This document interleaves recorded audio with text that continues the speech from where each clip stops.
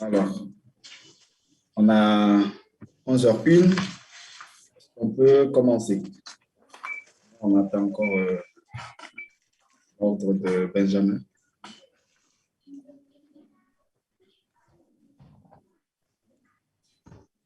Benjamin, on peut commencer? Je crois. D'accord. Oui, on peut commencer, oui. Alors, bonjour à toutes et à tous. J'espère que vous allez bien depuis chez vous, malgré cette période difficile de Covid. Nous allons entamer donc l'atelier sur des partenariats innovants pour la co-construction d'écosystèmes de l'ESS dans les territoires. Et comme vous savez, avec la Covid, on a suffisamment vu que l'économie mondiale, l'économie classique, qui est d'ailleurs basée sur du capitalisme, est à bout de souffle, et aussi les derniers événements de la planète, notamment les feux de végétation et beaucoup d'autres catastrophes survenues, ont montré quand même que il va falloir mettre l'homme au centre de l'économie. Et donc, il est aussi important que l'intercoopération ou les partenariats bénéfiques entre diverses organisations multiformes de l'ESS que vous connaissez autant que moi puissent être travaillés ensemble à travers des échanges, que ce soit d'expérience ou d'expertise, ou que ce soit de tout ce dont elles disposent, puissent s'échanger pour afin de construire un monde meilleur auquel nous aspirons tous.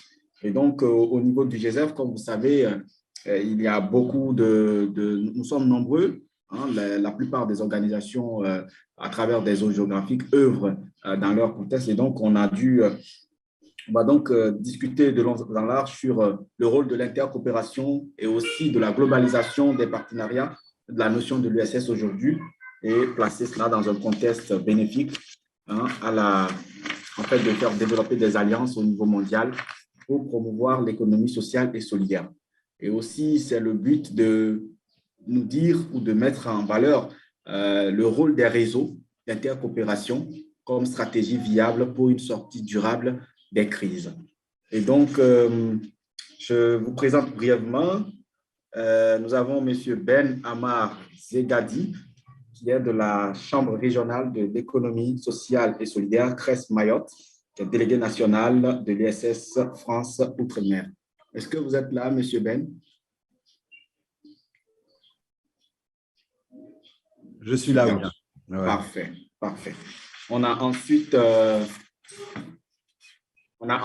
Madame Maude Carouel, qui est la vice-présidente à l'économie sociale et solidaire de la région Nouvelle-Aquitaine. J'espère qu'elle est là. Oui, bonjour à tous et à toutes, je suis là, je suis présente. Parfait. On a pour finir Monsieur Roderick Egal, qui est délégué général de l'IES Med. J'espère que vous êtes bien là. Bonjour, bonjour. Oui, je suis là depuis Barcelone, Tunis, la Méditerranée que j'ai derrière moi. Super. Alors, nous allons donc passer la parole à Monsieur Ben Amar Zegadi pour nous parler de l'ESS et donc de l'impact local pour une économie mondiale. Si vous êtes là, vous avez la parole, monsieur Ben. Oui, merci Kevin de me donner la parole. Bonjour Maud, bonjour Roderick, bonjour à tous, Benjamin et tous ceux qui sont connectés. Alors, je vais parler modestement et il ne faut pas m'en vouloir depuis un territoire beaucoup plus petit que la Méditerranée puisqu'on se situe dans le canal du Mozambique, dans l'océan Indien et éventuellement, si vous ouvrez une carte du monde, je suis à peu près certain que vous n'arriverez pas à localiser Mayotte tellement c'est tout petit. Et pour autant, c'est la France des mers, c'est déjà l'Europe des océans qui se trouve sur ce petit caillou de 375 km² qui expérimente depuis quelques années l'idée de construire sur ce caillou, avec un des plus beaux lagos du monde, je tiens à le dire tout de même, un hub de réconciliation économique. Alors, on a un territoire très, très particulier, bien que la France, parce qu'on a juste des chiffres ou des indicateurs hors normes. 82% de la population vit en dessous du seuil de pauvreté. 75% de la population a moins de 20 ans, 60% de la population est étrangère et 40% d'entre elles est en situation irrégulière. On accuse un retard en matière de développement. On est la région la plus pauvre d'Europe après la Bulgarie. Donc, on a des indicateurs qui font qu'in fine, si on les prend froidement, on se dit « Waouh, c'est quoi ce bled ?» quoi.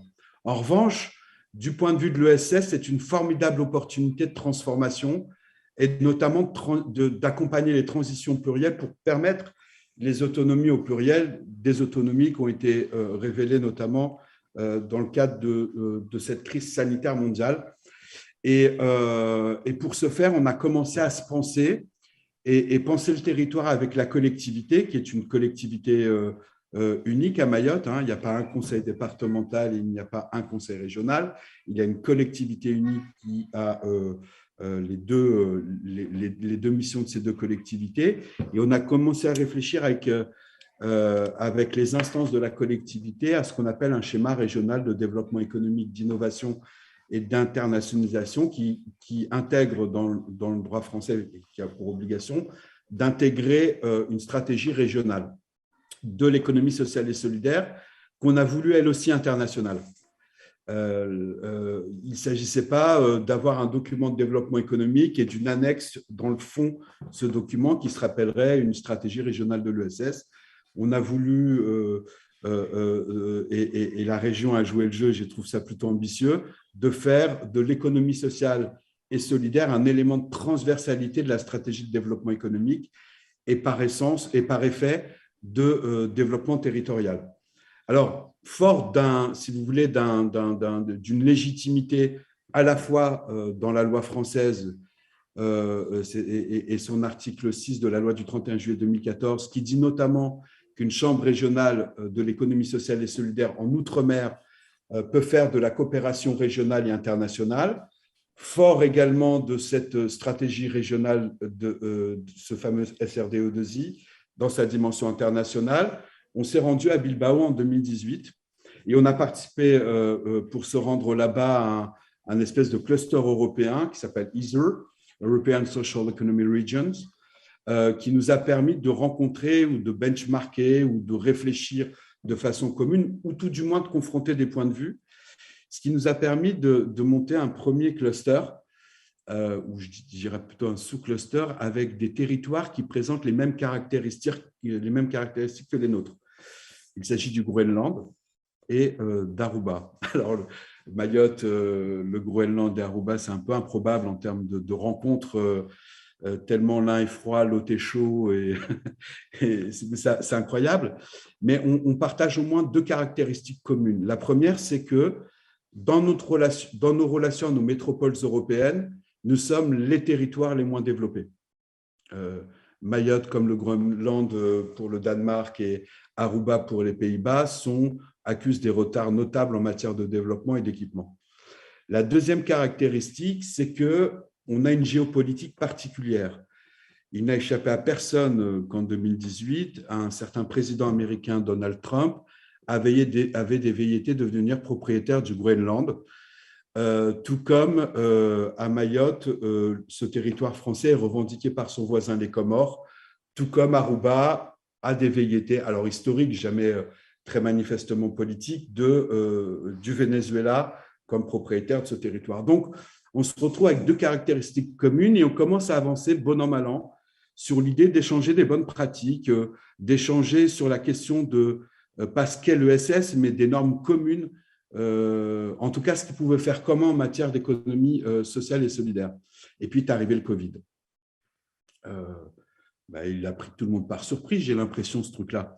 Donc, pris en embuscade dans ces échanges, on a Aruba, le Groenland comme nous, on a commencé à concentrer notre force de frappe sur le soutien à nos entreprises de l'ESS en région et la capacité d'être ressources les uns vis-à-vis des autres, de créer, si vous voulez, de la solidarité technique et de l'échange pendant cette séquence-là, un échange qui a très vite été traduit par de la… C'est marrant hein, quand même en période de crise, on continue à générer de la valeur et par la création de biens et de services. Par exemple, on a accompagné une coopérative de pêcheurs depuis Mayotte au Groenland, une entreprise de l'ESS à Aruba en hydroponie, et on a continué comme ça, par l'accompagnement technique, à consolider la réalité de ces entreprises-là. Donc, c'était plutôt encourageant pour nous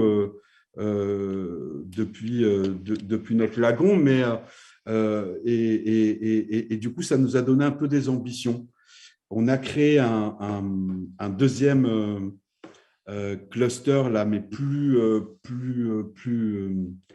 à l'échelle de notre région, avec le Kenya, le Mozambique, la Tanzanie et les Comores, justement, pour tenter d'expérimenter, si vous voulez, une espèce d'espace de coopération.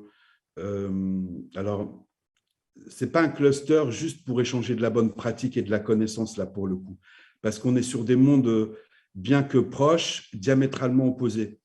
On est dans un environnement anglo-saxon avec le Kenya, la Tanzanie, lusophone avec le Mozambique, Swahili en commun de toute façon, francophone avec les Comores et évidemment Mayotte. Et on est sur des logiques, si vous voulez, en matière de développement économique un petit peu particulières, puisqu'au Mozambique, on vient de découvrir du gaz et du pétrole, parce que, etc. Donc, et en même temps, on est dans une perte de la biodiversité mondiale ou un écrin en la matière dans la région. Donc, on est en train d'essayer de créer un espace pas de coopération, mais de B2B entre entreprises de l'ESS, et avec l'idée que dans la zone, on doit grandir en même temps sur les questions de normes, sur les questions de business en matière d'économie sociale et solidaire, dans quelque chose de partagé, de co-construit, co-réfléchi, et nous l'espérons co-gouverné.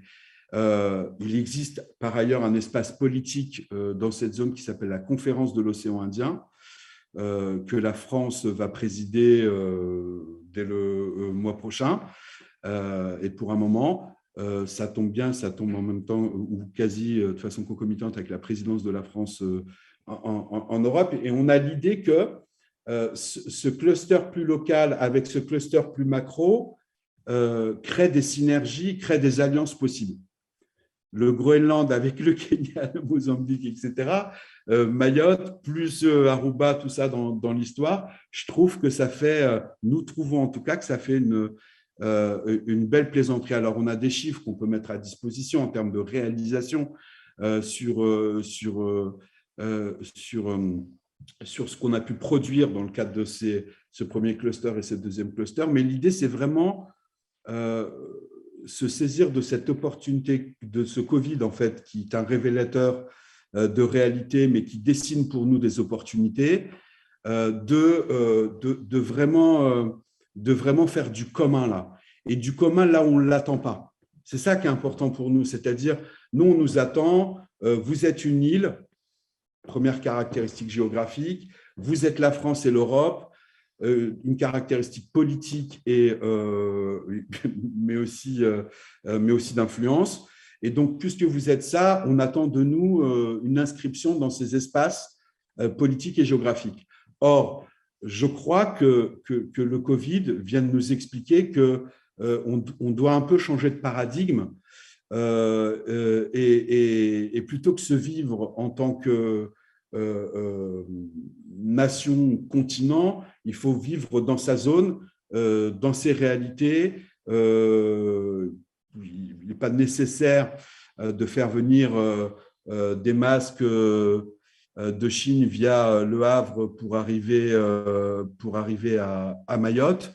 Peut-être qu'il est nécessaire de faire autrement la production. Et d'ailleurs, c'est ce qu'on a fait très vite des entreprises de l'ESS.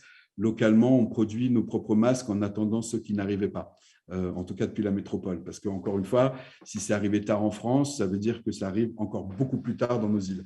Donc, la question de l'insularité, c'est devenu une opportunité pour nous de faire de ce territoire un hub de l'ESS et donc un hub de pénétration permettant la réconciliation économique.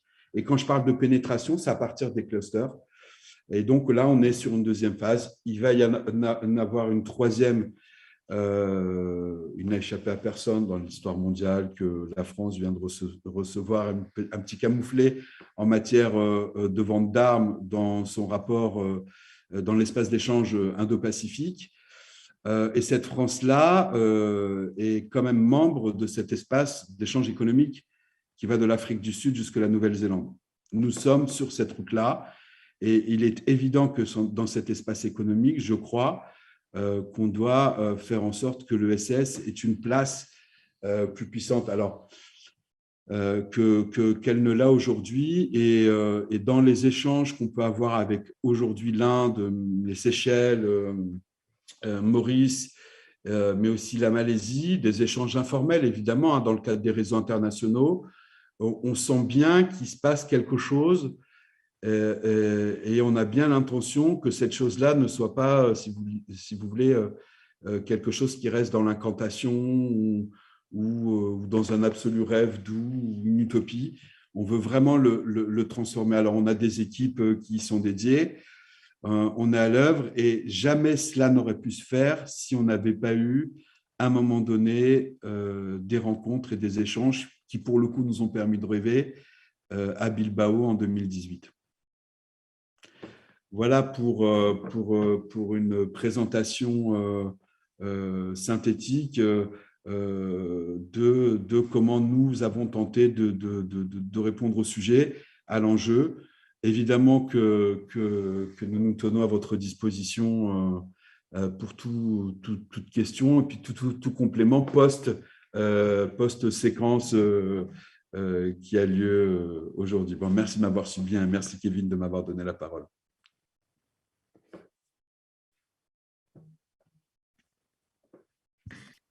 Alors, merci à M. Ben, merci pour vos mots.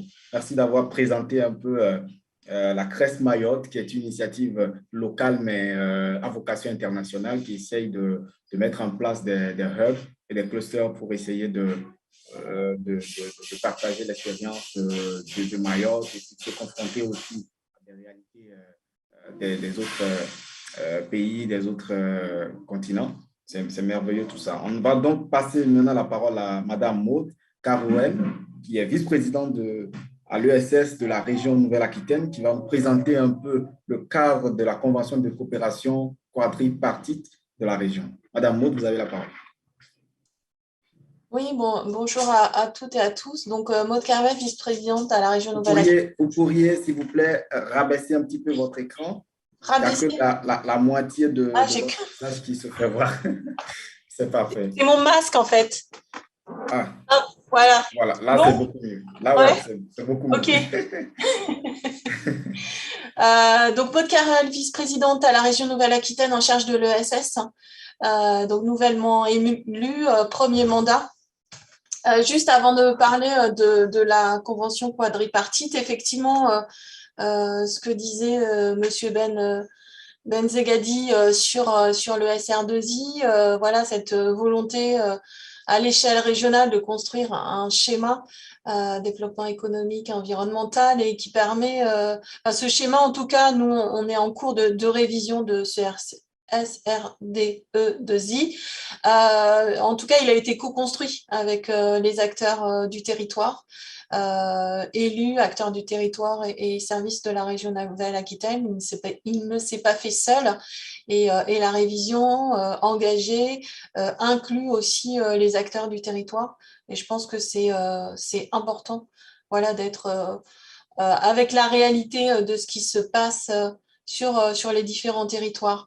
En tout cas, la politique de la région Nouvelle-Aquitaine, elle est engagée depuis de nombreuses années dans la mise en lumière de l'économie sociale et solidaire.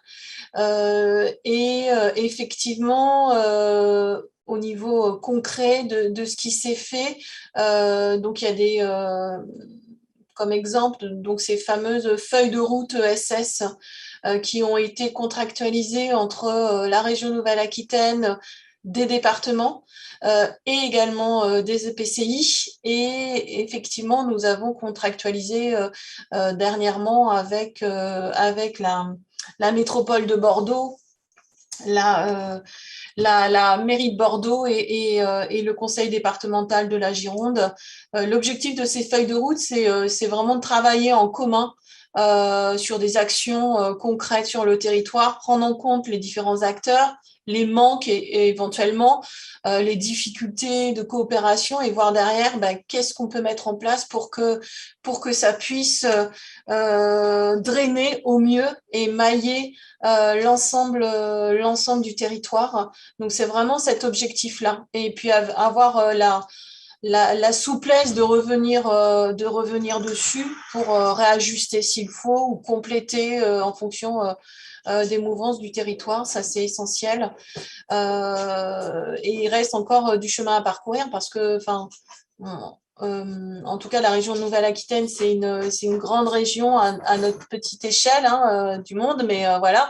Donc, on couvre 12 départements, donc il n'y a que 4 contractualisations avec les départements. Donc, il reste encore du chemin à faire et du chemin à travailler sur l'acculturation à l'ESS, mais on sent qu'il y a quand même, enfin, j'en discutais encore ce matin, on sent qu'il y a une dynamique et qu'il y a vraiment une envie. Alors, est-ce que c'est la crise sanitaire qui a aussi accéléré ce mouvement ESS? Est-ce que aussi, il y a, en tout cas sur nous, la France, il y a eu des changements au niveau des élus, donc des nouveaux élus, un rajeunissement des élus, donc peut-être aussi voilà, dans des approches différentes.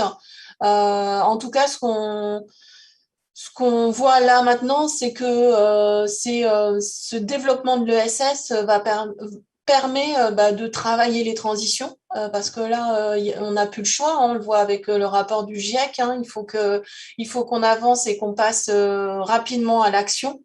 Et la souplesse des structures de l'ESS permet de travailler les mobilités nouvelles, permet de aussi apporter des solutions. Nous, en tout cas, le télétravail a été, et je pense que dans tous vos pays, je ne sais pas quels sont les pays qui sont présents, mais en tout cas, partout, le télétravail s'est développé et on voit qu'il y a une envie de tout en favorisant le télétravail, de se retrouver dans des lieux communs. Donc, une nouvelle façon d'aborder le travail et avec aussi une envie de s'installer dans des milieux plus ruraux. Voilà. Et du coup, cet accompagnement à de nouveaux lieux de vie, voilà, la région Nouvelle-Aquitaine, en tout cas, favorise et impulse ces nouveaux modes de vie, ces nouvelles coopérations sur les territoires.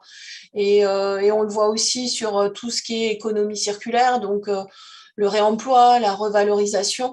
Déjà, des structures de l'ESS sont engagées, mais on sent que notamment, par exemple, les recycleries, là où on récupère de la matière pour la valoriser et la revendre, il y a de nombreux projets dans ce sens qui sont portés par des territoires. Donc, je pense que la crise sanitaire a fait accélérer les choses et que l'ESS est une réponse justement à cette facilitation des nouvelles transitions et au développement des nouvelles transitions. Et ça, c'est vraiment, en tout cas, on le sent à l'échelle de la région. Et après, il y a des actions qui ont aussi eu lieu, mais maintenant on est dans l'après. Mais effectivement, pendant la crise sanitaire, on a vu la mobilisation des structures de l'ESS. Tout à l'heure, vous parliez des masques. Effectivement, il y a eu énormément de structures de l'insertion par l'activité économique, notamment qui ont développé cette fabrication de masques. Et puis après, derrière la valorisation de ces masques aussi, il y a des choses qui se sont engagées. Après, tenter de sortir les personnes de l'isolement, parce que ça n'a pas été une période facile. Et donc ça, les structures de l'ESS ont été présentes à ces moments donnés pour tenter de créer du lien, enfin faire en sorte que les gens se sentent moins seuls et moins isolés. Donc, en tout cas, voilà, concrètement, c'est ce que je dirais sur l'accompagnement et en tout cas, nous, au niveau de la région, à impulser pour plus de transition avec les structures de l'ESS. Mais voilà, comme je dis, c'est de la co-construction et puis c'est aussi du travail avec les acteurs du territoire et c'est eux qui portent les projets. Hein, si un projet marche, fonctionne, c'est parce que derrière, voilà, il y a du monde qui porte ces projets. Voilà ce que je dirais pour ma part.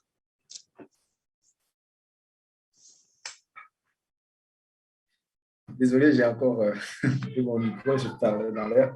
Alors, parfait. Merci pour, pour vos mots, pour votre présentation de la Convention de coopération quadripartite et de la région Nouvelle-Aquitaine. On espère bien que cela puisse permettre en fait de développer de nouveaux axes de coopération et voilà, afin de promouvoir l'économie sociale et solidaire.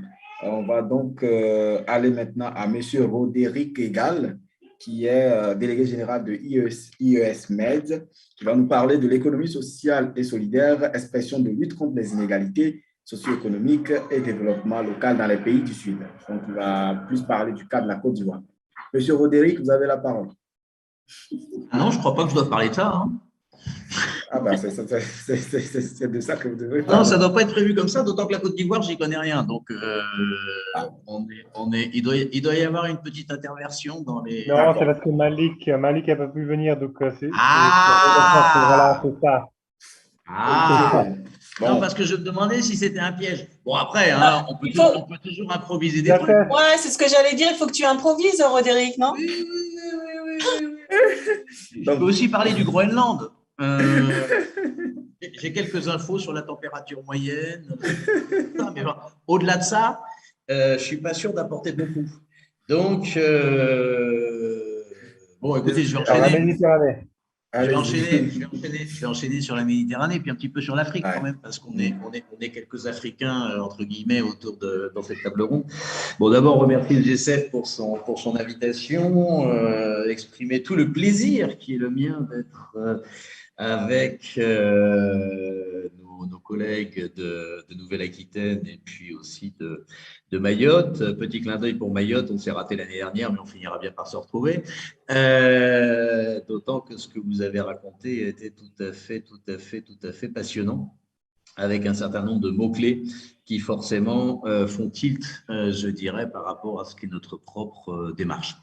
Donc moi, assez rapidement, je vais essayer de vous situer à quoi on joue, qui est un petit peu complexe, qui est un petit peu dispersé, en apparence tout au moins, mais qui a un objectif central, une finalité, qui est de faire avancer l'économie sociale et solidaire en Méditerranée. Donc, je me lève avec ça, je vis avec ça, je me couche avec ça, et le lendemain, on recommence. Étant une coopérative, on s'est créé il y a 10 ans, coopérative européenne. On aurait fêté notre anniversaire le 23 septembre dernier si on avait eu le temps. On n'a pas eu le temps. On verra si on peut le fêter à la fin du mois de novembre à Sousse. On verra pourquoi. Et puis sinon, ça sera l'année prochaine. Mais on s'était créé à quelques-uns, personnes physiques, personnes morales, il y a donc 10 ans. En se disant, bon voilà, il faut que les choses changent en Méditerranée. L'ESS, c'est un levier pour ça. Et essayons d'œuvrer utilement pour la cause. À partir d'une approche quand même très entrepreneuriale, on n'est pas une ONG, on n'est pas une agence publique évidemment, on n'est pas, voilà, on est des privés, des coopérateurs qui ont décidé de mouiller le maillot. S'ils avaient su, je pense qu'ils auraient peut-être fait autre chose, parce qu'on y a laissé beaucoup de temps, beaucoup d'énergie, beaucoup d'argent, dans un contexte qui n'était pas très favorable. Mais au bout de 10 ans, bon, on peut vérifier que globalement, quant au sujet, on avait un peu raison, et qu'il y avait beaucoup de choses à faire en matière de SS en Méditerranée, alors pas seulement au sud, sur tous les rives, qui sont 3, de cette mer que je ne peux pas vous décrire, mais qui est à la fois notre berceau culturel à beaucoup et qui est aussi aujourd'hui un vaste cimetière, ce qui n'est pas à l'honneur, je dirais, de l'ensemble de ces pays. Donc, IESMED, ça veut dire Innovation et Économie Sociale en Méditerranée, ça affiche la couleur. Et puis, à partir de là, on a commencé à bosser sur différents pays, et notamment sur la Tunisie, pour des raisons à la fois circonstancielles et aussi stratégiques, hein, je ne vais pas vous refaire l'histoire des printemps arabes, de la révolution de Jasmin, etc., nous a semblé un de ces pays sur lesquels il était possible de construire. Ce terme de construction est important. Je vois qu'il est, avec tous les autres mots-clés, il figure dans le titre de notre séance. On parle de partenariat, on parle d'innovation, on parle de co-construction, on parle d'écosystème, on n'a quasiment rien oublié. Donc, c'est très bien. Et voilà, de construire dans le dur, contrairement à ce qui est souvent quand même la tendance de la coopération au développement, sur laquelle je ne vais pas trop m'épancher parce que ça nous rallongerait, mais où on est souvent un petit peu malheureusement dans le conjoncturel, dans le cyclique, on fait des programmes qui durent 3 ans, puis après on passe à autre chose. Nous, on pense qu'il y a de la place en Méditerranée et bien sûr ailleurs pour construire véritablement des écosystèmes, puisque c'est le mot à la mode. Ça prend du temps, beaucoup de temps. Ça prendra du temps, mais c'est possible en Méditerranée, comme en Afrique, comme ailleurs. Aujourd'hui, quels sont nos… Alors, je ne vous fais pas l'historique, peu importe, focus sur la Tunisie, même si on est sur l'Algérie, sur le Maroc, évidemment, on travaille en Catalogne, en Espagne, évidemment, on travaille avec nos amis français, évidemment, on a l'intention de travailler un peu partout sur le périmètre qui est le nôtre.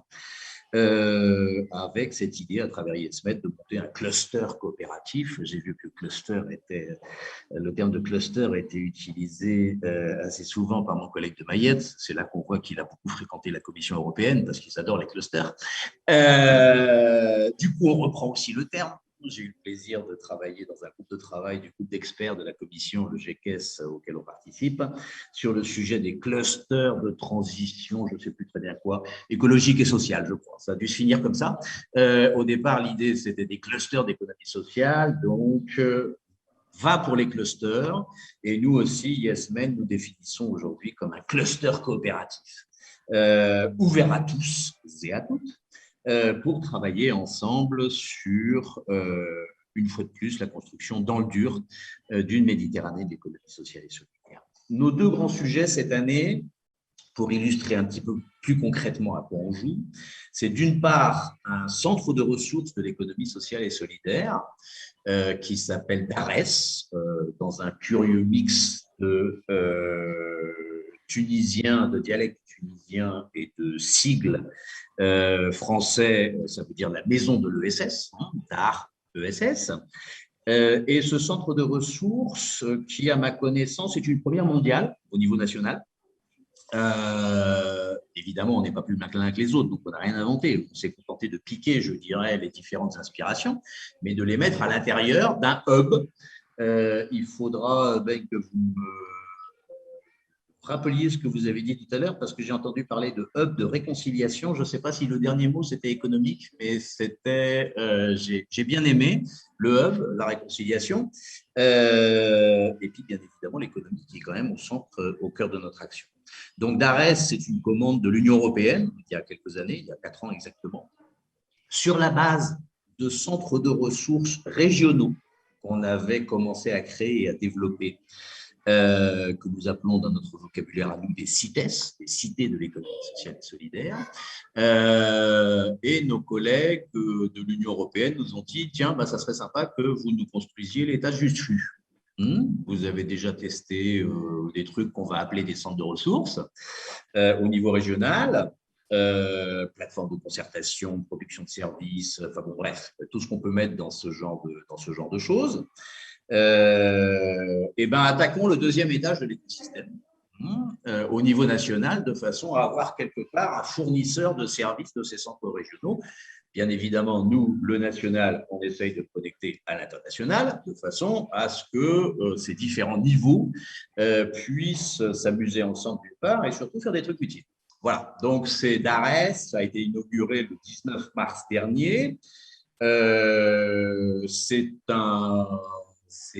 C'est aussi physiquement, je dirais, quelque chose. Je ne partage pas de présentation, Benjamin, je te rassure.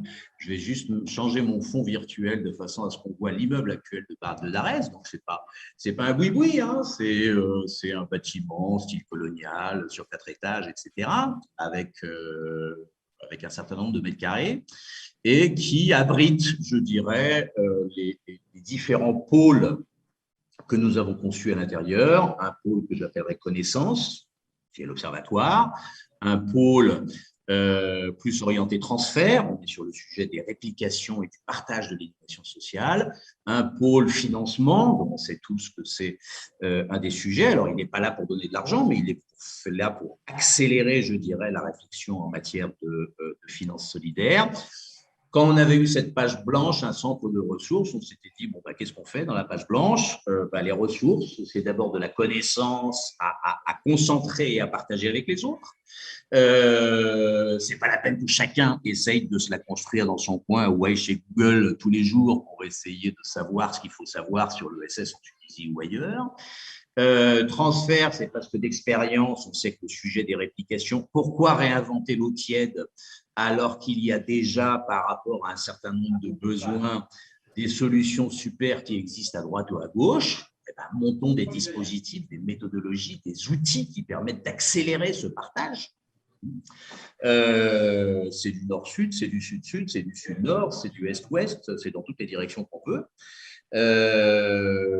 Les finances, voilà. Comment faire démarrer un écosystème de financement de l'ESS dans un pays comme la Tunisie, qui est vierge d'à peu près toute chose. Et pour ça, on a l'expérience d'un certain nombre de pays étrangers. Il y a la France, bien sûr, il peut y avoir le Québec, il peut y en avoir d'autres. Essayons là encore d'accélérer, de faire levier pour qu'en Tunisie se crée un écosystème d'économie sociale au niveau national, au niveau régional, au niveau local. Tous les étages sont à construire, on essaye d'apporter notre petite contribution. Donc ça, c'est DARES, et DARES est en recherche de partenariats de tout type, institutionnel, politique, financier, d'expertise. On voudrait véritablement que l'ensemble de la planète ESS, pas seulement les Européens, pas seulement les Africains, même si bien sûr les Européens et les Africains, puissent se sentir chez eux, chez DARES, le voir comme ce qu'il doit être, c'est-à-dire une sorte d'ambition partagée, un pivot eurafricain.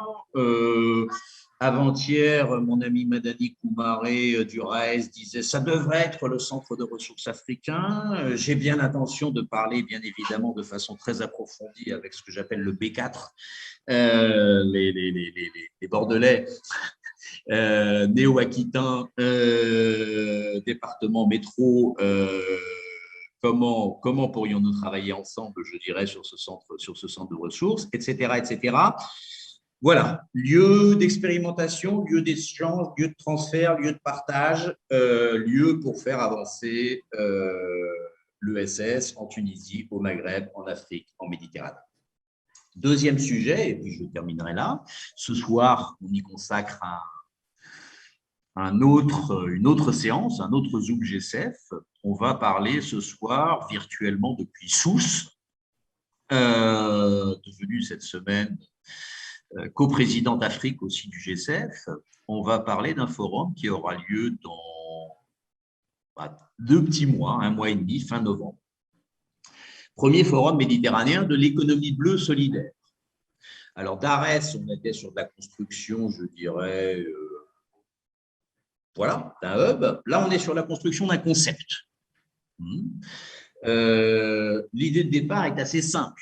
ESS, on sait ce que c'est, on se rend compte souvent que ce n'est pas très audible, en tout cas hors des pays qui ont une tradition ESS. En revanche, il se trouve qu'un sujet comme l'économie bleue a débarqué en Méditerranée. L'économie bleue, c'est quoi? C'est l'économie verte, printemps bleu. C'est donc de l'économie de la mer qui, soi-disant, va être super créatrice d'activités, super écologique, tout ça. On n'est pas obligé d'y croire, mais ça fait partie des sujets qui sont fléchés, je dirais, dans l'agenda politique international. Et donc, on a eu l'idée assez simple d'articuler cette fameuse économie bleue qui a le vent en poupe avec l'ESS qui, à l'époque, ne l'avait pas autant. Sur une région, je le répète, comme la Méditerranée. Et ça nous donne l'économie bleue solidaire que nous allons co-construire, nous allons lancer la co-construction, je dirais, en Méditerranée, autour, bien évidemment, de la transition écologique et solidaire pour rassembler véritablement les deux familles et pour partager, en Méditerranée, bien sûr, pour partager, pour faire, pour construire, là encore. Nous lui avons donné une marque, ça s'appelle MEDEPS, c'est pas très joli, pour Méditerranée et économie bleue solidaire. Et MEDEPS, c'est un forum, un cluster, une fois de plus, des territoires. Ça veut dire quoi? Ça veut dire qu'on développe une association de préfiguration, premier cluster méditerranéen de l'économie bleue solidaire. Ça, c'est pour s'inscrire dans une dynamique politique et aussi d'action qui associe l'ensemble des partenaires qui le souhaiteront autour du bassin méditerranéen. On monte un forum, un forum, c'est un forum, pour créer des échanges, pour créer des liens, pour sortir une déclaration politique, pour fixer une stratégie, une feuille de route, pour identifier des sujets prioritaires qui permettent, entre autres choses, d'aller chercher de l'argent. Et puis, des territoires, on imagine de labelliser le moment venu des territoires bleus solidaires, c'est-à-dire des gens qui feront tout bien comme il faut, à la fois du bleu, donc de l'écolo, de l'environnemental, du climatique, et puis du solidaire, parce que c'est sympa de faire de l'écologie, c'est sympa de faire de l'environnemental, c'est sympa de faire du climatique, mais si on oublie les gens, c'est un petit peu embêtant. Donc, qui associe véritablement les communautés locales à un développement inclusif. Voilà, je pourrais aussi vous parler d'une plateforme de crowdfunding qu'on est en train de monter, je pourrais aussi vous parler d'autres choses. Peu importe. L'idée centrale, c'est à chaque fois de créer des lieux ou des concepts qui permettent de se rencontrer sur des initiatives durables, de ne pas se limiter à l'effet réseau, de ne pas se limiter à un programme par-ci, par-là, ne pas se limiter à un échange de bonnes pratiques, véritablement travailler structurellement pour la création d'une Méditerranée de l'ESS et pour que cette Méditerranée de l'ESS soit un pont, soit une multitude de ponts intercontinentales, une verticale eurafricaine, ça peut être une horizontale québéco-coréenne, ça peut être des diagonales, ça peut être beaucoup de choses, mais on a besoin de travailler ensemble et plus on créera de lieux, que ce soit à Mayotte, que ce soit à Bordeaux, que ce soit à Tunis, parce que j'ai peut-être oublié de dire que Darès était à Tunis, mais je ne crois pas, que ce soit à Barcelone, qu'on puisse… j'aime pas le côté galvaudé, mais qu'on puisse vraiment changer d'échelle et comme le dit avec subtilité ou l'a écrit un jour Jérôme Sédier, le président de l'ESS France, que l'ESS se confronte à des choses qui la dépassent. J'aime bien cette formule. On aime bien souvent se confronter à nous-mêmes ou aux voisins. Confrontons-nous une bonne fois à des enjeux qui nous dépassent. C'est pas facile, c'est pour ça qu'ils nous dépassent, mais c'est plutôt ça qui est stimulant. Voilà. Alors, merci Frédéric, Frédéric pour cette intervention assez, je ne sais pas comment dire, mais ça mélange d'informations et de rhétorique. On peut dire cette très courte intervention de Frédéric. Mais c'est super, c'est super. Alors c'est super qui est bien. Du coup, merci à toi, Frédéric. C'était très bien. Tout ce que vous faites en Méditerranée, avec tout ce maillon-là d'acteurs et de concepts, c'est un mélange, en fait. Et j'arrive pas justement à détecter. Ouais, c'est compliqué. Nous-mêmes, souvent, on ne sait pas qui on est. On est un ovni, un objet flottant non identifié. C'est bien, c'est super. On espère en tout cas que cette diversité voilà, puisse permettre de vraiment mettre en avant l'ESS, puisque c'est ce qui est important, et surtout l'intercoopération, les partenariats multipartites, c'est vraiment le centre des enjeux actuellement. Et c'est très bien. Alors, on a une question fil rouge qui passe. Quelle action ou stratégie les individus, gouvernements, groupes, sociétés, pays devraient adopter pour parvenir à un monde meilleur et plus inclusif? Quelles sont les actions clés à promouvoir au niveau local? On repasse la question à… Je peux essayer de répondre. Après, c'est ce qu'on disait. Après, c'est effectivement, on a tous envie, on va tous vers là. Après, c'est une lourde tâche, hein. Personne n'aura la prétention de dire qu'il va y réussir, mais en tout cas, on va essayer. Et ce que je disais, c'est voilà, c'est nous, en tant que région, en tant que collectivité locale, en tant qu'action publique, c'est soutenir l'émergence des projets ou soutenir dans le développement de projets qui vont euh, dans le sens de lien social, dans le sens de mobilisation des acteurs du territoire. Voilà. Enfin, moi, c'est ce que je dirais à l'échelle de notre action publique en tant que région Nouvelle-Aquitaine. Super, super. Monsieur Ben. Oui, merci. Merci aussi pour la question. Et les réponses peuvent être multiformes. J'ai envie de dire, il n'y a pas, c'est pas comme Coca-Cola, hein, les actions. C'est-à-dire qu'elles doivent être imaginées à l'aune de la région, de la population, de l'utilité sociale, de l'environnement au sens large du terme, hein, l'environnement écosystémique, c'est-à-dire quel environnement juridique il y a, quel économique, etc. Quelles sont les forces. Donc, c'est-à-dire que la personne qui pose la question, en tout cas pour ma part, je ne suis pas de ceux qui militent pour des actions génériques qui seraient juste à essaimer comme ça partout et ça pousse de la même manière. C'est faux, même les fleurs ne font pas ça. Donc, il y a, à mon avis, ça à réfléchir. Mais en gros, les recettes, on les connaît, hein. Il faut une volonté politique, il y a un cadre normatif qui le permette, il faut un peu d'oseille. Alors, oseille, ça se traduit en anglais par oseille aussi. Il faut un certain nombre de moyens, une volonté politique pour se sentir non pas isolé et pas être dans la confrontation, beaucoup d'engagement et puis une belle idée, quoi. Une belle idée qui allie utilité sociale, impact environnemental maîtrisé, etc. Et encore une fois, nous, on est prêts, si cette personne qui pose la question se pose ce type de questions dans l'océan Indien, on est prêt à y répondre avec elle. Parfait. Merci. Monsieur Roderick. Excuse-moi, j'ai peut-être…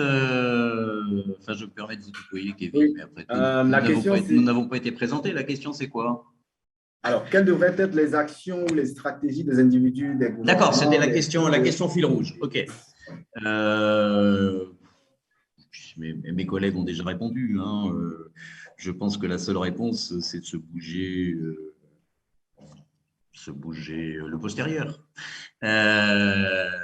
Et ça doit se bouger dans le bon sens, c'est-à-dire que les premiers à se bouger, ça doit être les acteurs du territoire eux-mêmes, ça doit être les individus regroupés en collectif, parce que l'individu tout seul, ça existe peut-être, mais moi, perso, ça ne m'intéresse pas.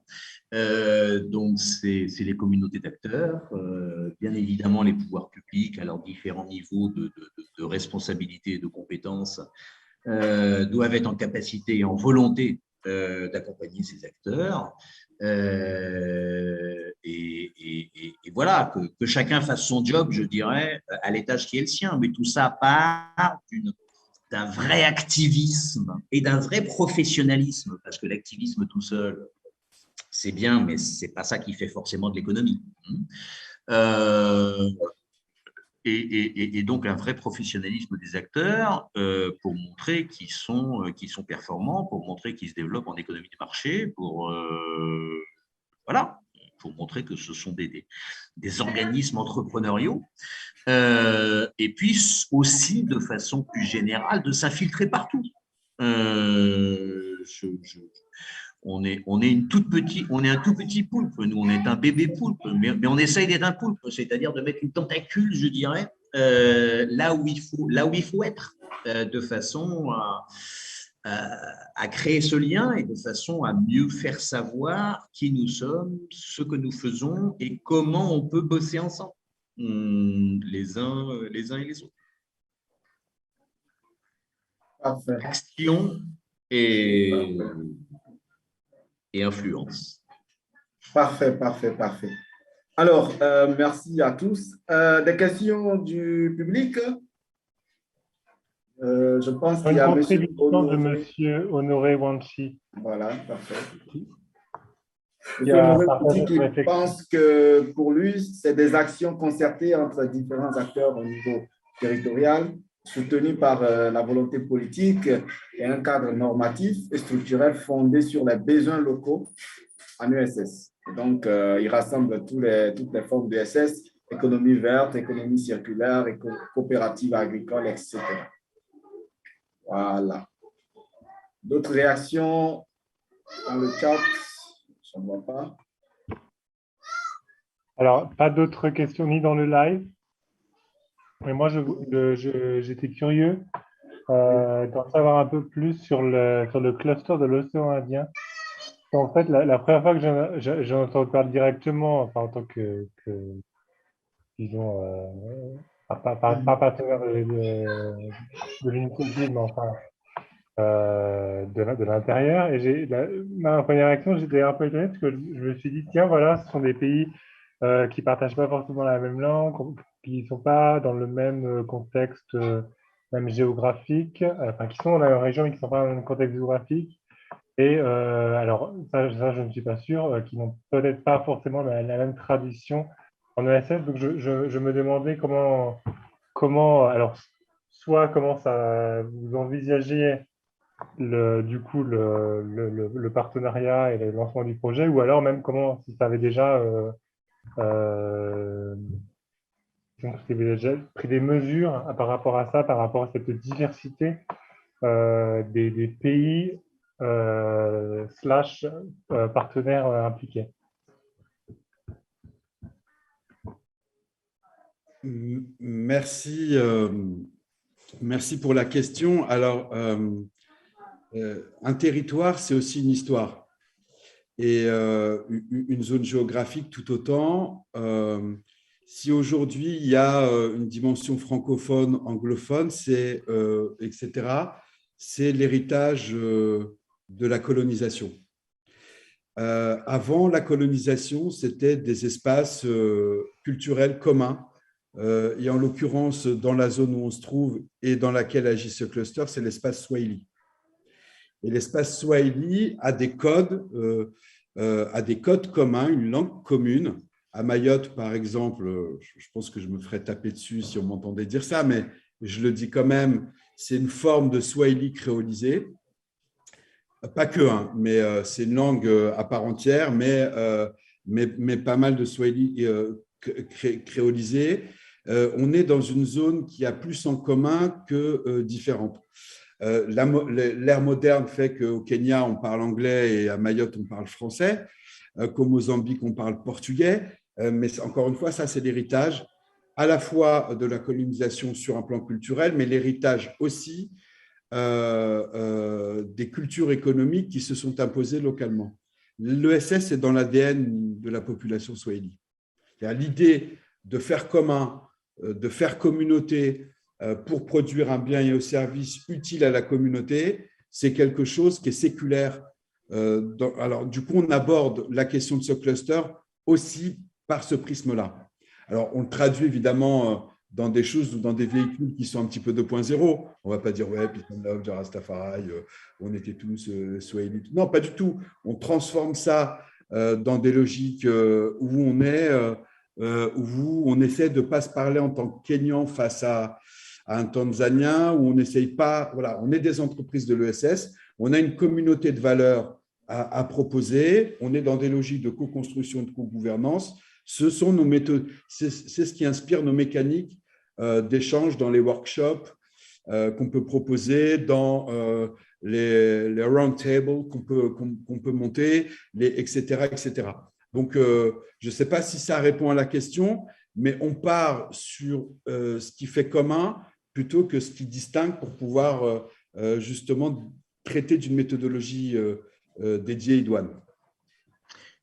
Et si je peux me permettre de rebondir sur ce que vient de dire Ben, c'est hyper important parce qu'on dans des pays où on est assez habitué, encore une partie de la population est assez habituée à la culture ESS, on le perd parfois de vue. Mais l'économie sociale et solidaire, c'est Ouais, c'est des valeurs, c'est un langage commun. Ça permet de se parler, indépendamment, je dirais, de la langue. Ça permet de créer des proximités, des complicités, de laisser de côté les drapeaux, même les langues, au cas échéant, et de se centrer sur l'essentiel qui est de travailler ensemble et de construire ensemble. Et ça, c'est quelque chose, j'enfonce une porte ouverte en disant ça, mais c'est une porte ouverte qu'au quotidien, quand on travaille un petit peu dans des environnements transnationaux, on vérifie son extraordinaire efficacité. On ne perd pas beaucoup de temps avec des interlocuteurs qui font partie de la famille à expliquer qui on est, d'où on vient, ce qu'on fait, etc., etc. Ça, c'est acquis. Donc, on peut aller directement, je dirais, sur le vif du sujet. Et ce langage commun de l'ESS, Maud est à la chaire de l'ami Timothée Duverger, cette république de l'ESS internationaliste, pour faire un peu de teasing pour le congrès du 10 décembre de l'ESS France. Je lui avais posé la question au président du l'ESS France, je lui avais dit, ta république, là, elle a vocation à être universelle et internationaliste ou quoi? Il m'avait dit, oh non, dans un premier temps, bon, apparemment, c'est en train d'évoluer. Et donc, cette république-là, elle est on l'appelle comme ça ou qu'on l'appelle autrement, elle a un formidable potentiel si on sait la construire, si on sait la gouverner. Parce que, bien évidemment, il ne s'agit pas que ça soit une république française. Je suis moi-même un mauvais français, puisque je suis né à Tunis, je suis de nationalité française, mais je vis à Barcelone depuis plus de 30 ans. Donc, je suis un apatride revendiqué. Mais ma patrie, c'est l'ESS. Et je pense que cette patrie-là, on est beaucoup à pouvoir s'y retrouver. Parfait, parfait. Merci à vous. Benjamin, as-tu d'autres questions? Pas d'autres questions. Je crois par contre que Maud doit nous quitter. Ouais. Oui, c'est ça, je dois vous quitter. En tout cas, merci pour cet échange. Et je sais pas, je pense que nous, on a le forum national de l'ESS dans 10 jours, mais je ne sais pas si je vous croiserai.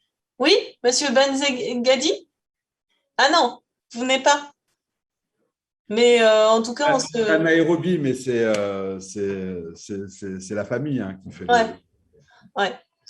Et en tout cas, au plaisir de se rencontrer en vrai, voilà, pour travailler ensemble, comme dit Roderick. Et effectivement, c'est l'essence même de travailler ensemble et puis de s'ouvrir aux autres, voilà, pour construire toujours du projet. Voilà, en tout cas.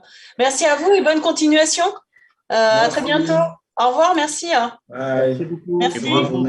Et bravo, Madame la coprésidente. Merci. Monsieur, je sais, non, t'es pas non, moi, je suis rien, Tu n'es rien, tu exprimes juste ta pensée, et voilà. Moi, je suis dans la salle des machines. Délégué général. Il en faut toujours, hein, c'est toujours important. C'est primordial. Allez, merci à vous, au revoir, merci. Au revoir. Alors, oui. Je voulais revenir, si vous me le permettez, il y a une intervention de monsieur Honoré Wanchi, oui, qui rebondissait sur les propos de notre collègue de Mayotte, en disant que les transplantations culturelles ont souvent du mal à réussir. Comme j'ai parlé tout à l'heure de réplication, de transfert et d'accélération du partage de l'innovation sociale, je me crois un tout petit peu autorisé à intervenir sur le sujet pour dire qu'il ne s'agit jamais de faire du copier-coller. On ne peut pas faire du copier-coller. Même entre différentes régions d'un même pays, on ne peut pas faire du copier-coller. Alors, si on est en plus sur des cultures, sur des dispositifs réglementaires, qui ne sont pas les mêmes, c'est au-delà, je dirais, de tous les procès en post-colonialisme ou autres trucs de ce genre-là. C'est tout simplement pas possible. Ça prend pas. D'où l'importance quand on parle de ce genre de partage ou quand on parle de transfert, le cas échéant, d'une bonne pratique ou d'une initiative ou d'un dispositif intéressant, C'est pas le tout d'identifier le besoin, c'est pas le tout d'identifier la solution possible. La difficulté et la magie du truc consiste à matcher les deux et à rendre quelque chose qui a pu être pertinent ailleurs, pertinent ici. Et c'est jamais une science exacte. C'est quelque chose qui demande, c'est pas non plus d'une complexité absolue, mais ça demande, on n'est pas dans la franchise, je dirais, capitaliste, on est dans l'adaptation aux réalités du territoire. Et je voudrais juste rebondir sur ce qui a été dit par Roderick. D'où l'intérêt justement d'appuyer ce que Ben disait tout à l'heure, de vraiment travailler en fait au cadre réglementaire et de bien comprendre en fait les écosystèmes de chaque territoire, notamment dans le cluster qui est en train d'être monté dans l'océan Indien sur l'ESS. On n'est pas bien évidemment en train de dire qu'il faut qu'au Kenya, l'ESS à la mahoraise soit implanté de la même manière. Non, il ne s'agit pas du tout de faire ça. Il s'agit d'abord de comprendre les cadres réglementaires, d'abord de comprendre les dynamiques de l'ESS dans leur territoire pour voir ensuite comment on peut co-construire à partir d'exemples qui ont déjà été éprouvés chez leurs voisins. C'est juste pour apporter un petit complément sur tout ce qui a été dit. Merci. C'est de l'inspiration plutôt que de la réplication. Exactement. Alors, merci. On a d'autres questions dans le chat ou pas? Pas d'autres questions et je vérifie le live juste au cas où ça colle. Pas d'autres questions non plus. D'accord. Alors, on a… tout a été dit. Mais… Moi, je vais poser juste une question. C'est pas pour faire durer, mais c'est parce que maintenant il me reste plus que Mayotte, mais j'en suis ravi. Enfin, il y a Kevin aussi. Il peut nous parler aussi de sa vie et de ce qu'il fait et de ses activités. Ça serait sûrement intéressant puisqu'on est entre nous. Mais je reviens sur le truc qui m'a frappé tout à l'heure, le hub de réconciliation économique. Expliquez-nous un petit peu ce qu'il y a derrière cette formule que vous avez sûrement longuement mûrie. Ouais, elle est un peu incantatrice comme formule, mais en tout cas, on invite dans la provocation à une vraie réflexion pour le coup dans nos territoires qui sont parfois en confrontation, y compris dans la question de la création de richesses et la création de valeur. C'est-à-dire, qu'est-ce qu'on fait en vérité? Est-ce qu'on le fait seul? Est-ce qu'on le fait collectivement? Est-ce que le collectif, ça veut dire juste ma famille et mes ancêtres? Est-ce que ça veut dire le village ou la ville? Est-ce que, etc., etc. L'idée, c'est que dès lors qu'on n'identifie plus les groupes, on identifie le fait que la décision, de toute façon, elle est partagée par une base qu'on pourrait définir comme étant citoyenne, c'est-à-dire de ceux qui participent à la vie de l'entreprise ou de la localité. C'est plutôt vers ça qu'on veut aller. Et pour ça, il faut créer un espace, une plateforme, un hub en anglais, qui permette de réconcilier ces antagonismes dans la création de valeur, dans la création de richesse, autour du fait que la décision, elle doit être collective si on veut que l'intérêt de chacun comme le bénéfice de tous soit préservé. Donc, c'est ça un peu ce qui se cache derrière, bien sûr, je le dis là de façon très conceptuelle, mais ce qui se cache derrière l'idée du hub de réconciliation économique. C'est l'idée qu'on réconcilie l'ensemble des initiatives dès lors qu'on met la décision collective au centre des préoccupations de tous. Ce qu'un collègue de l'Union européenne en Tunisie appelait une safe place. J'ai trouvé que le terme, non, mais c'était bien parce que c'était spontané. On était en train d'avoir un comité de pilotage justement de Darès, du programme qu'il porte, et où on essaye d'associer un petit peu tout le monde, quoi. Et qui est finalement un espace de dialogue relativement unique. Parce qu'il n'y a pas de micro, il n'y a pas de journaliste, il y a des profils, je dirais, très différents, et on peut tous, il n'y a pas de PV même, soit parce qu'on est feignant, soit parce qu'on ne veut pas mettre les trucs au PV. justement pour que les gens puissent se parler. Et quelque chose d'aussi simple que se parler dans la diversité, sans risque, et la Tunisie est un pays démocratique, imaginons ce que ça peut être dans d'autres, c'est quelque chose, je dirais, qui était valorisé en tant que tel. Donc, je pense que c'est hyper important. Et pour être encore plus lyrique que le hub de réconciliation économique, sur une région comme la Méditerranée, hein, qui est, on le sait, hautement conflictuelle, alors qu'elle ne l'a pas été toujours,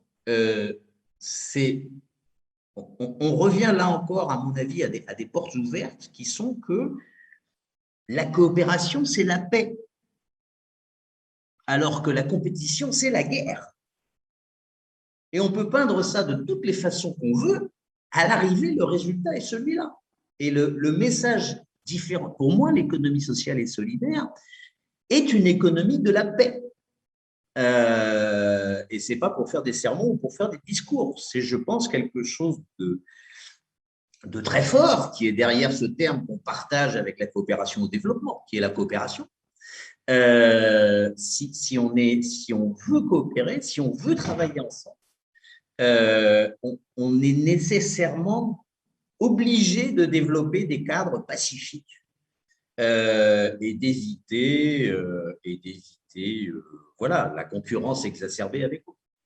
Ça ne veut pas dire refuser la concurrence, ça ne veut pas dire refuser le cas échéant la compétition.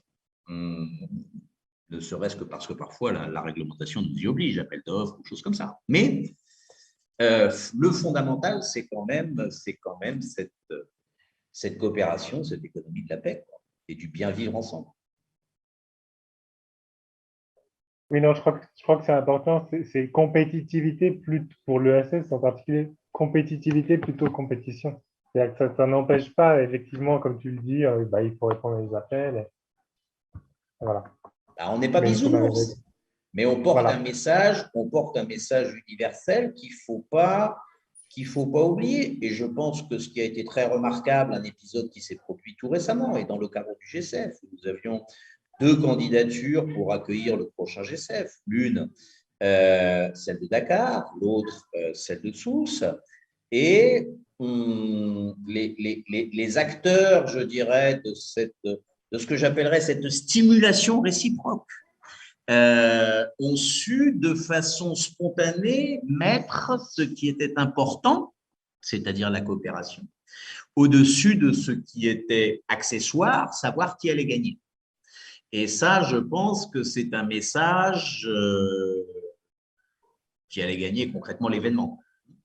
Et ça, je pense que c'est un message extrêmement fort qui vient de l'ESS, qui vient de l'Afrique et qui vient sans interférence extérieure. Voilà, ça n'empêche pas d'être à la bourre, ça n'empêche pas de vouloir être le meilleur ou de faire les choses le mieux possible, mais ce n'est pas au détriment de mon collègue d'en face. C'est parce que voilà, c'était le jeu.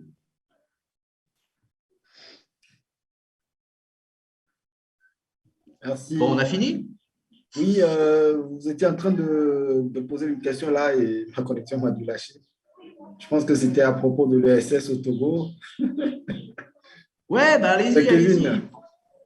Bon, c'est un long débat, hein. On a une émulation du concept qui est prise en assaut par le gouvernement. Après, un premier forum, une conférence un petit peu à volet national organisée par l'ambassade des USA en 2017 sur les entreprises sociales, où on a invité un monsieur parti du Togo qui se retrouve aujourd'hui aux USA, qui a créé une grosse entreprise qui arrive à exposer des produits au sein du World Market à New York sous le nom de Alafia. Et donc, qui est revenu, en fait, qu'on a mis un peu en airzeg en disant, ouais, l'économie sociale et solidaire, ça marche. Il en a fait, il a réussi parce que lui, il prend en fait les matières premières au Togo. Et c'est des femmes de coopératives en fait qui travaillent dans du karité. Et lui, une fois aux USA, il a en fait des pommades pour femmes, des produits de beauté, tout ça. Donc, voilà un peu. Il y avait aussi d'autres acteurs qui étaient dans le recyclage des déchets, qui étaient dans l'agriculture, ça. Donc, il y a plein de personnes qui ont participé à la conférence en 2000. C'était le 11 mai 2017. Donc, il y a une deuxième édition qui a été organisée en 2018 où l'ambassade a quasiment laissé la main au ministère du développement à la base en charge de la jeunesse qui a maintenant pris le coupole de la thématique en mettant en place le CNEJ. Le CNEJ, c'est la Coalition nationale pour l'emploi des jeunes, qui est maintenant interlocuteur responsable des questions liées à l'ESS et à l'innovation sociale au Togo. Et par moment, dans son mandat, le CNEJ a créé le CRS, Centre de ressources sur l'économie sociale et solidaire. Et donc, on est encore, depuis 2017, on est encore en train de travailler durement là-dessus. Bon, vous savez, l'État, dans son fonctionnement, essaie toujours d'avancer tout seul.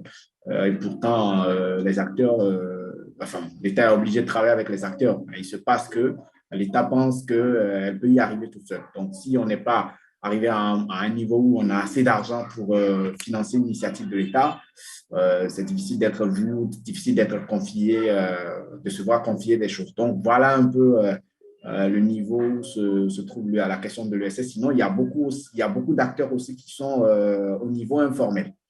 Vous voyez un peu, donc, ils n'ont pas de reconnaissance légale, mais à travers l'ESS, ils arrivent à se faire, ils arrivent en tout cas à rouler sur un budget de fonctionnement, ils arrivent à payer des gens, à sortir les gens de la vulnérabilité, ils se sont engagés pour des causes sociales. Il y a beaucoup de ces entreprises, en fait, appartiennent à des ONG qui ont des statuts d'association de loi 1900, mais qui n'ont pas de quitus fiscal, qui n'ont pas véritablement dire que le cadre légal de l'USS au Togo n'est pas encore effectivement reconnu. Donc, c'est un petit peu le grand chantier qui reste et on attend toujours de l'État qu'il essaye d'assainir un peu ce contexte-là. Je pense qu'il y a une étude qui a été faite par l'AFD en 2019, en octobre, si j'ai bonne mémoire. Il y a une mission de l'AFD qui est passée pour consulter les acteurs et tout ça. Bon, finalement, je ne sais plus qu'est-ce qu'il en est. Donc, voilà un petit peu le résumé. On a récemment organisé encore la 4e ou 3e édition du forum de la conférence sur les entreprises sociales au Togo. Donc, je pense que le GESEF était associé. Benjamin pourra nous en dire plus. Ok, merci. Donc, si j'ai bien compris, ça a été lancé par les Américains. On est sur l'entrepreneuriat. On est sur l'entrepreneuriat social et à suivre, quoi. Ok. Merci. Vous êtes au RAES, au réseau africain? Là encore, c'est compliqué.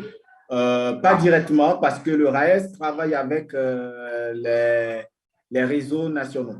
En fait, je ne sais pas, mais… D'accord. Non, mais c'était juste une curiosité en passant. Non, je vous en parle. On a un réseau national qui fait partie du RAES. Par contre, le RETES, réseau togolais de l'ESS, malheureusement, n'est jamais actif. Je fais partie du bureau, je vous dis, mais on a des difficultés à s'identifier ou même à parler de nous.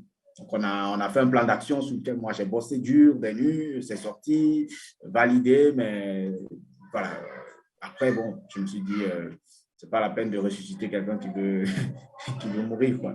On ne fait pas boire un âne qui n'a pas soif. Mais, voilà. Causons. Il va se passer des choses. Sur la permission de Benjamin, hein, parce qu'il est en train d'enregistrer. Il va se passer des choses. Non, mais on n'a pas besoin de permission. On n'a pas besoin de permission en ESS.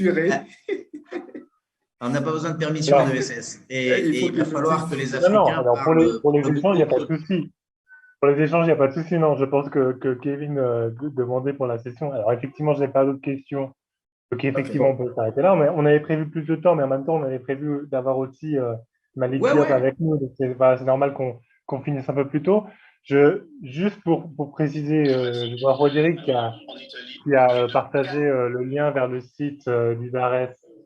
Et sur le site du DARES et aussi sur les réseaux sociaux de GSF, il y a les informations concernant la session dont Roderick a parlé sur l'économie bleue solidaire un peu plus tard.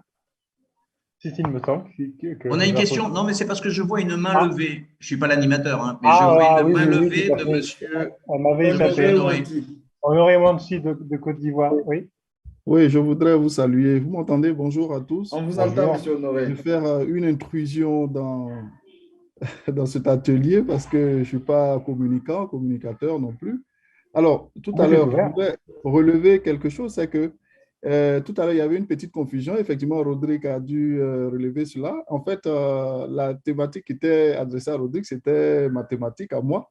C'est tellement qu'il y a eu, il y a eu comme on appelle, une incongruité, peut-être en faisant le programme, mais effectivement, c'est moi qui avais intervenu sur les inégalités socio-économique là, en Côte d'Ivoire. Et comme je suis en Côte d'Ivoire, donc du coup, j'ai dû prononcer nos pratiques. J'ai essayé de donner un peu nos différentes pratiques en économie sociale et solidaire. Donc ça, c'est ce que j'ai voulu relever pour rassurer Rodrigue que vraiment, il a raison de dire que ce n'était pas lui qui était le père de cette communication, mais il a dû quand même ressortir quand même beaucoup d'aspects. Et ça, c'est déjà pas mal. Alors, pour revenir un peu, si vous permettez, à ce que Kevin Non, disait, Monsieur Manchi, juste pour clarifier, vous étiez intervenu dans l'atelier de lundi. de lundi Et pour cet exactement. atelier-là, ce n'était pas vous qui était prévu, c'était Monsieur Malik Diop, mais il a annulé. Donc c'est pour ça qu'il y a il y a eu un petit, voilà. Mais une communication n'était pas prévue, non, non. Oui, Mais ma communication. si vous voulez dire quelques mots, voilà, et présenter un peu ce qui se passe en Côte d'Ivoire sur cette question des partenariats au niveau territorial, vous êtes le bienvenu, hein. C'est une session ouverte et OK, voilà, c'est pour ça qu'on ouvrait aux questions aussi, hein. d'accord, Alors, merci bien. le micro est à vous. Merci. Pardonnez-moi, Honoré, juste, excusez-moi sincèrement, je vais devoir vous quitter. C'est juste pour dire au revoir.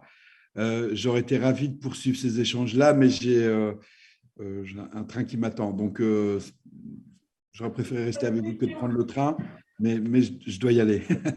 Je vous remercie Merci. et je vous Un dis grand à merci. très bientôt. Et à très bientôt à la prochaine. Un grand Merci. merci. À Désolé, bientôt. Honoré. OK, Vraiment, non, pas de sincèrement. quoi. Pas de quoi, Ben. En tout cas, merci. Et puis, bon voyage. Merci Alors, beaucoup. moi, ce que je voudrais dire, c'est que merci également, Benjamin, de me donner l'opportunité de m'exprimer effectivement encore sur nos pratiques en la matière en Côte d'Ivoire. Effectivement, sensiblement, on a les mêmes pratiques que le Togo. On est pratiquement sur la même ligne, pour ne pas dire rouge, la ligne, la même ligne verte. Alors donc, du coup, nos économies sociales et solidaires ne sont pas véritablement encore structurées. Ça peine encore à prendre, mais plus ou moins, nous sommes en train de le construire. Et comme effectivement, on l'a dit tout à l'heure en parlant du réseau africain, effectivement, en Côte d'Ivoire, c'est maintenant qu'il y a eu la coalition ivoirienne de promotion de l'économie sociale et solidaire qui est en train de se mettre en place, qui n'est même pas encore vulgarisée. Donc, du coup, à partir de ce moment-là, c'est des actions individuelles et isolées. Alors, donc, ici, il faut qu'au niveau des territoires, effectivement, c'est pour cela que dans le forum des institutions locales, ils doivent l'inscrire en bonne et due forme dans leur programme de gouvernance, en bonne et due forme, parce que c'est un pan qui est quand même isolé. Il faut le dire qu'à ce niveau-là, il importe que les institutions locales, c'est-à-dire les mairies, les régions, enfin tous les acteurs locaux, les institutions locales puissent prendre l'économie sociale à bras le corps pour que vraiment des initiatives puissent se construire autour de la structuration politique qui est mise en place. Parce que quoi qu'on dise, si ces initiatives ou ces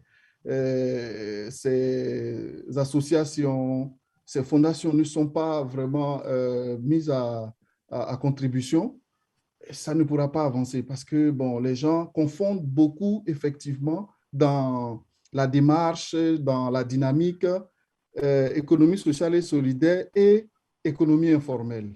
Parce que dans nos pays, ici en Afrique subsaharienne, il y a une confusion énorme. Et vous voyez, dans les appuis, dans les politiques d'appui et d'échange, on confond cela. Donc, quand on donne 2, 3, 4 emplois, 10 emplois à 1000 jeunes, on se dit, ah oui, eh bien, écoute, les jeunes sont intégrés socialement, il y a une inclusion sociale, alors qu'ils oublient l'essentiel, les valeurs de l'économie sociale et solidaire, qui sont fondées véritablement sur des valeurs d'équité, de justice, de réciprocité et d'entraide.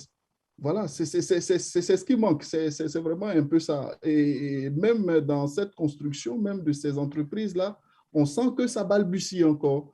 Alors, donc ça, je pense que c'est vraiment une recommandation ou une suggestion que je fais véritablement, si vraiment ça peut aller dans les lieux qu'il faut, c'est qu'on puisse vraiment aider à cette construction-là de cette économie sociale et solidaire, qui sont institutionnalisées, comme au Canada, par exemple, puisque c'est des modèles qui ont été viables. Donc, il faut les copier, les améliorer et puis essayer de l'adapter à nos contextes. Bon, moi, je le parle aussi en tant que chercheur aussi, parce que sur le terrain, on a vu que vraiment, c'est des choses qui peinent à décoller. On est dans des formes de coworking, on est dans des formes de colocation, mais qui sont encore à l'étape embryonnaire. Mais en réalité, c'est les besoins des populations qui sont exprimés à travers ces pratiques. Ben, voilà un peu ce que je voulais dire, Kevin. Merci de m'avoir donné une petite plage pour pouvoir m'exprimer un peu sur nos pratiques ici en la matière. Merci. Merci beaucoup.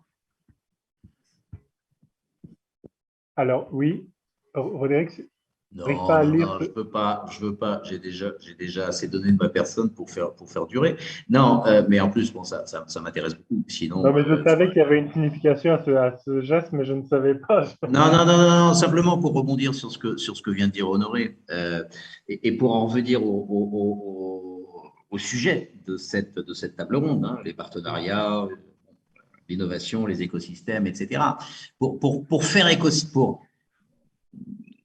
pour faire avancer l'ESS en Côte d'Ivoire comme partout ailleurs, ça viendra. Bon, je pense que les partenariats effectivement sont importants, c'est-à-dire en quelque sorte internationaliser la réflexion, la démarche, parce que ça permet souvent de faire bouger le national. Alors que quand on est en tête-à-tête avec son administration, je ne connais pas du tout la situation particulière de la Côte d'Ivoire, mais quelque chose que j'ai pu observer dans des pays aussi, comme la Catalogne, comme l'Espagne, comme la Tunisie, comme le Maroc, etc. Si vous êtes seul face comme acteur, face à votre pouvoir politique local, c'est parfois un petit peu compliqué. Et le rapport de force, entre guillemets, ou sans guillemets, n'est pas tout à fait à votre avantage. Le fait de s'inscrire dans une dimension internationale, et le G7 y contribue comme d'autres initiatives, renforce la position des acteurs locaux. Il ne s'agit pas de prendre en tenaille, il s'agit simplement d'essayer de rééquilibrer un petit peu la relation avec un pouvoir politique central, souvent tout puissant. Si vous avez aussi dans la Manche les collectivités locales, qui sont les interlocuteurs privilégiés de l'ESS sur les territoires, ça facilite aussi les choses. Donc vraiment cette notion de partenariat, de travailler ensemble, de faire ensemble, de construire ensemble, est quelque chose d'important pour ne pas attendre, je dirais, que les choses viennent, ce qui est quand même très sujet aux tribulations ou aux aléas politiques de la politique nationale. Bien, merci. Merci en tout cas, Roderick. Merci pour votre contribution, effectivement. Merci. Et sur ces paroles, donc juste pour finir ce que je disais, donc Roderick a partagé le lien du site CEPARES sur lequel vous pourrez trouver donc les informations concernant la session sur l'économie biosolidaire de ce soir. Je dis ce soir, mais en fait, mais non, c'est ce soir pour tout le monde. Avec le décalage horaire. Oui, pas très bien. Voilà. Donc ce soir sur l'économie biosolidaire. Voilà, je pense que... alors peut-être le mot final, peut-être à Kevin ou... Quelque chose à rajouter, peut-être Kevin ou... Non, c'est bon. Pour conclure la session. Donc, merci à tous. Merci à M. Ben Lamar. Merci à Mme Maud. Merci à M. Eric. J'espère que ce petit temps d'échange nous a véritablement permis de partager un petit peu ce que fait chacun de son côté pour faire avancer l'intercoopération pour la promotion de l'ESS. On espère en tout cas que tous ceux qui nous ont suivis ont pu quand même tirer véritablement profit de cette séance. Portez-vous bien. À nous retrouver peut-être après la pandémie, à la prochaine assemblée, au prochain G9. Je vous souhaite bien sûr depuis chez vous. Allez, bonne suite de journée.